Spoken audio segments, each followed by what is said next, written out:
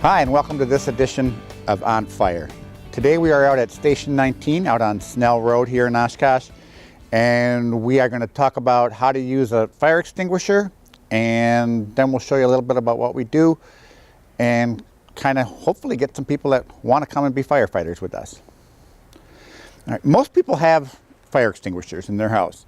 A lot of people do, but going along with that, most people don't know how to use them, which is kind of pointless to have it and not know how to use it.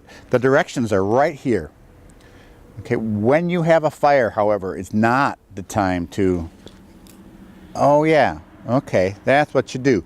If you don't know what you're doing, don't do it. It is that simple.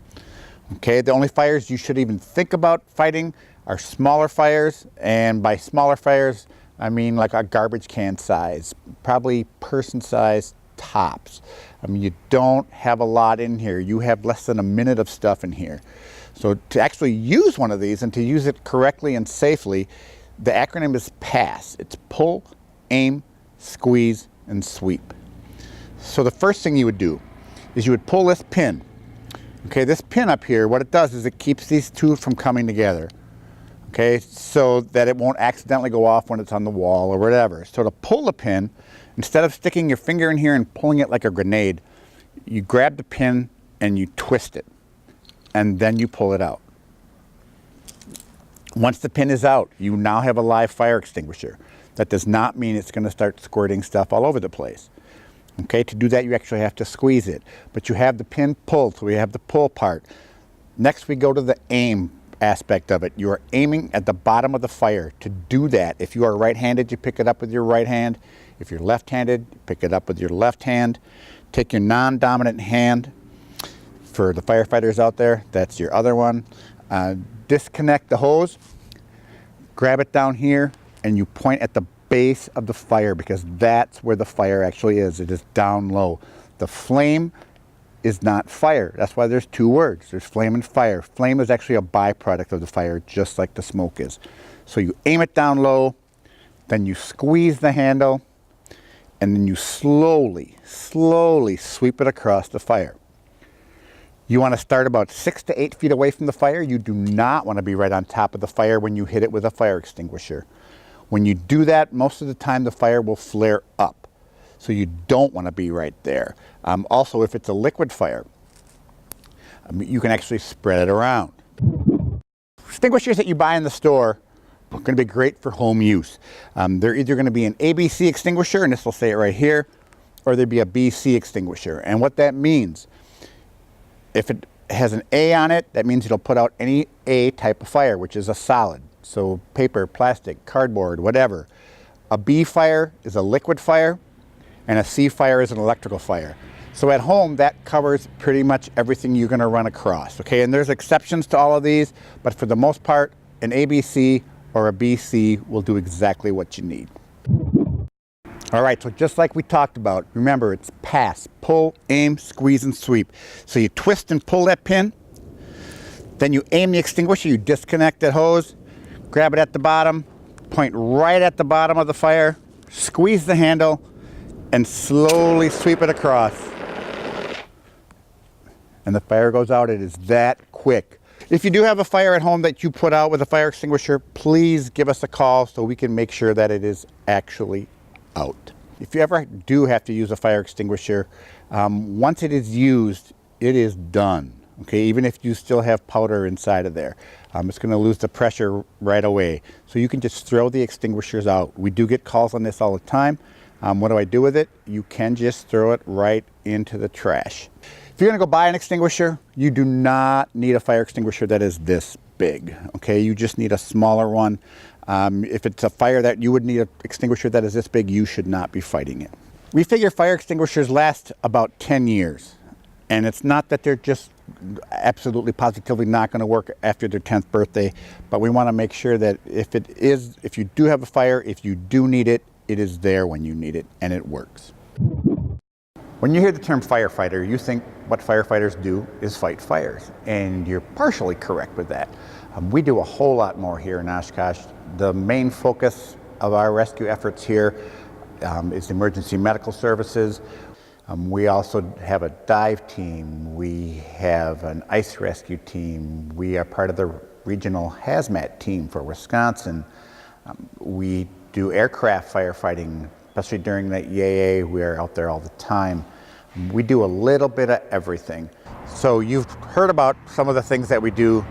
Check this out. We got a great video showing exactly what we do, again, besides fighting fires.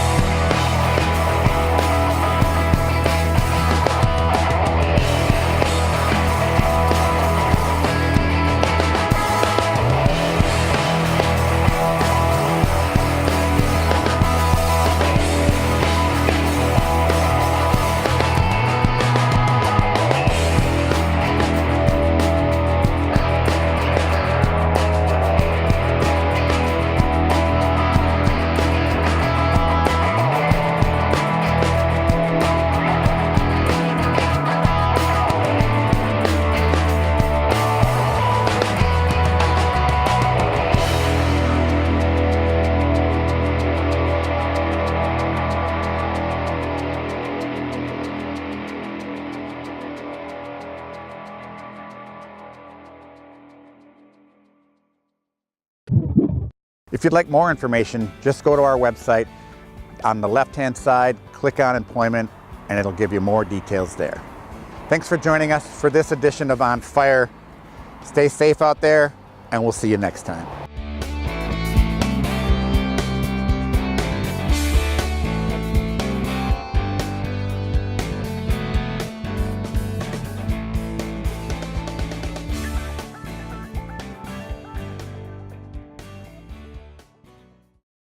Hi, I'm John Holland from the Oshkosh Fire Department.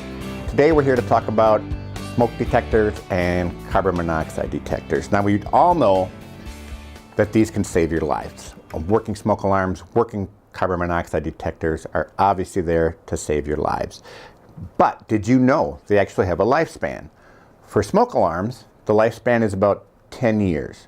And in fact, what we do when we install smoke detectors through our Project Safe, we put in 10-year detectors. So they're basically a disposable detector.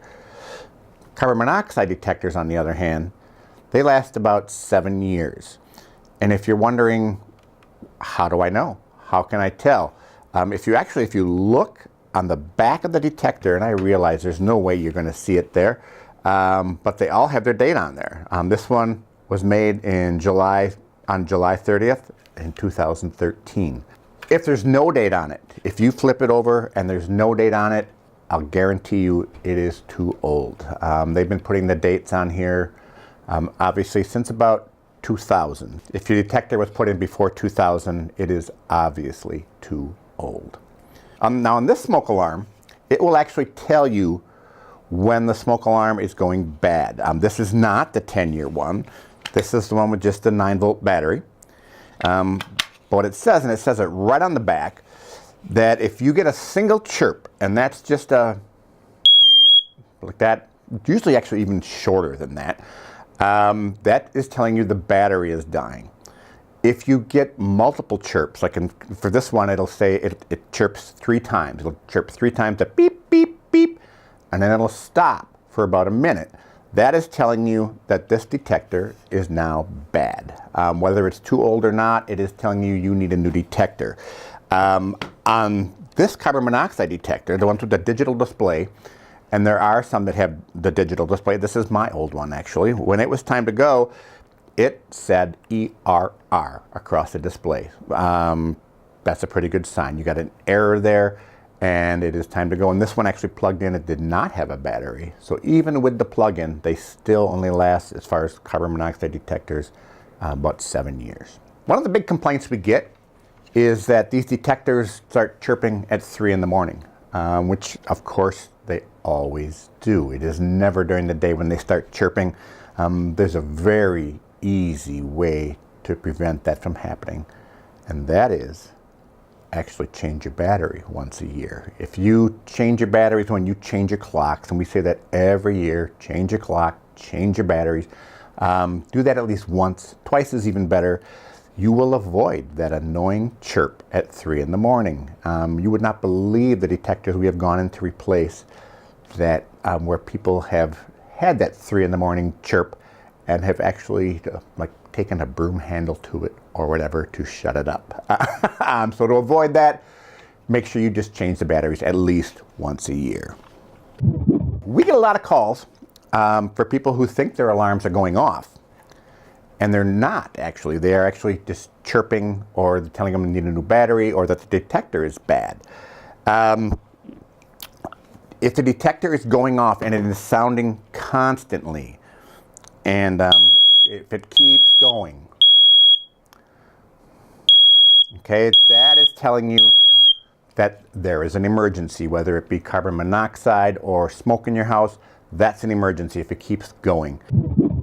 If it is just chirping, if you get that one little beep and then it is quiet for about a minute and it does it again, that means either your battery is bad, you need a new battery, or the detector is going bad itself. You can still call us, and actually you can call me. The number is 236-5249. We will come out and we will replace your battery if need be. We will actually replace the detector if need be at no charge to you. Going along with everything that we talked about in this couple minutes here, whether to call 911 or not, the big message here obviously is, when in doubt, call 911. It's not going to cost you anything. We will come and check it out. But like I said, if it's chirping, it's probably a battery. If it's doing like 3 or 4 chirps and then stopping, it's probably you need a new detector. But if you are not sure, please call 911 and we will come and check it out for you.